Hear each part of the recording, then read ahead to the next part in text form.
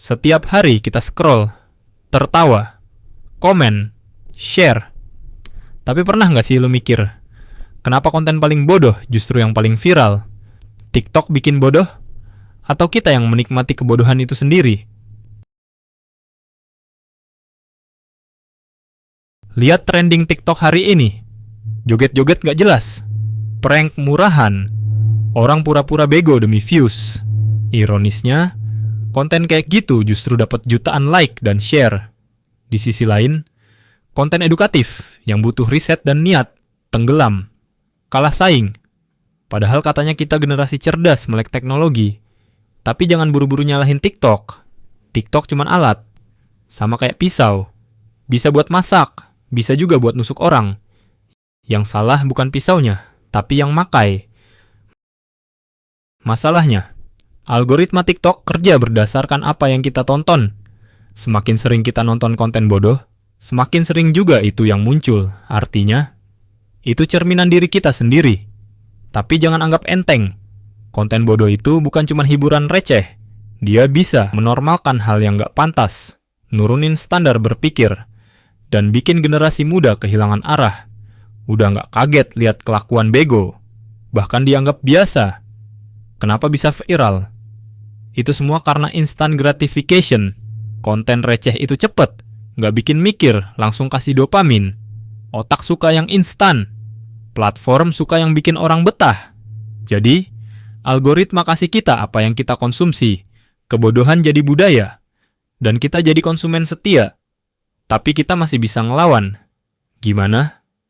Pilih konten yang berkualitas, like dan share konten bermutu, stop kasih panggung ke konten tolol, dan bikin konten edukatif yang tetap menarik. Ingat, kita generasi paling terhubung dalam sejarah. Generasi kita juga yang akan menentukan masa depan bangsa.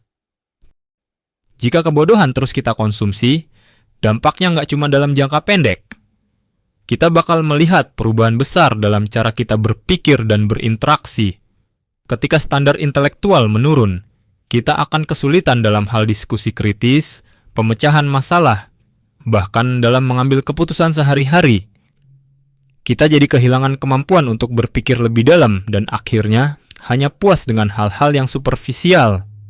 Apa yang semula kita anggap menyenangkan bisa jadi berbahaya kalau kita terus-terusan mengikuti arus tanpa berpikir panjang. Nah, masalahnya bukan hanya soal konten bodoh yang viral, tapi juga kenyataan bahwa konten edukatif seringkali dianggap membosankan. Padahal, belajar bisa jadi menyenangkan dan relevan dengan kebutuhan kita sehari-hari. Ada banyak konten yang memadukan informasi bermanfaat dengan hiburan. Misalnya, sejarah dalam bentuk cerita menarik, sains yang dijelaskan dengan animasi kreatif, atau bahkan matematika yang dikemas dengan humor. Kenapa kita nggak bisa membuat konten semacam ini lebih populer? Kreator konten, ini tantangan buat kalian. Kita bisa memilih untuk memproduksi konten yang lebih bermakna dan mengedukasi tanpa harus mengorbankan hiburan. Kreativitas kita nggak hanya diukur dari seberapa banyak orang tertawa, tapi juga seberapa banyak orang berpikir lebih dalam setelah melihat video kita. Konten berkualitas tidak selalu berarti serius atau membosankan. Banyak cara untuk membuatnya menarik, asalkan kita tahu audiens kita dan mengemas pesan dengan cara yang tepat. Jadi, kita harus mulai bertanya pada diri sendiri, seberapa sering kita memilih untuk melihat konten yang lebih dalam? Seberapa sering kita berhenti sejenak untuk merenung dan mempertanyakan dampak dari apa yang kita konsumsi? Kita punya kontrol penuh atas pilihan kita. Jangan biarkan algoritma yang menentukan kualitas hidup kita. Karena pada akhirnya, kita yang menentukan arah budaya kita.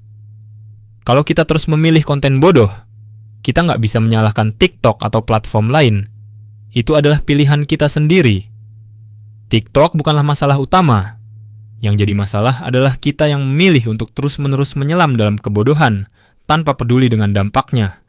Tapi kita bisa berubah. Kita bisa memilih untuk lebih selektif. Kita bisa mendukung kreator yang berani membawa perubahan positif. Dan ingat, meski dunia maya cepat berubah, kemampuan kita untuk berpikir kritis dan bertanggung jawab atas apa yang kita konsumsi akan menentukan masa depan kita sebagai individu dan masyarakat. TikTok bikin bodoh? Atau kita yang memilih untuk tetap bodoh? Semuanya ada di tangan kita.